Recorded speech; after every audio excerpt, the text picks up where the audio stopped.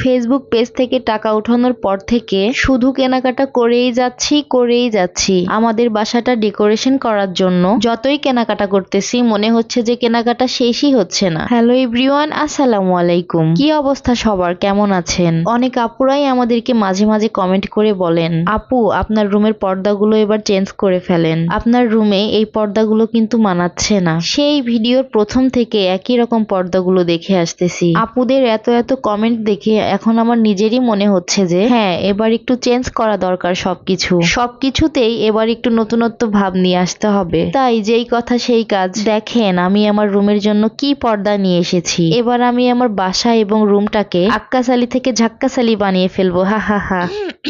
ঠান্ডা লেগে গেছে তো ঠিক মতো হাসতেও পারতেছি না, গলাটা একদম ব্যথা হয়ে গেছে। তো যাই হোক আপুরা, এতক্ষণ তো অনেক মজা করে কথা বললাম। এবার কিন্তু আপনারা সত্যি কথা বলবেন এবং কমেন্ট করে জানাবেন এই পর্দাগুলো লাগানোর পরে আমার ছোট্ট রুমটা কেমন দেখা যাচ্ছে। আমার কাছে তো মনে হচ্ছে আমার ছোট্ট পাখির বাসাটা রাজকীয় ভাব চলে এসেছে। এই রাজকীয় সুন্দর পর্দাগুলো টিএইসো কাভার ফেসবুক পেজ থেকে আমি অর্ডার করেছিলাম। তাদের পেজের পর্দার কোয়ালিটি এবং কালার গুলো অনেক সুন্দর আপডেট কোয়ালিটি। আপনারা যারা এই ভেলভেট কাপড়ের সুন্দর পর্দাগুলো অর্ডার করতে চান, আমাদের এই ভিডিওর উপরে মেনশন করা পেজটি ভিজিট করুন অথবা স্ক্রিনে দেওয়া নাম্বারে কল করুন। আর হ্যাঁ, এই পর্দাগুলো কিন্তু পার্সোনালি আমার কাছে অনেক বেশি ভালো লেগেছে। আপনারাও চাইলে কিন্তু আপনাদের পছন্দ অনুযায়ী কাস্টমাইজ করে নিতে পারবেন। ধন্যবাদ সবাইকে।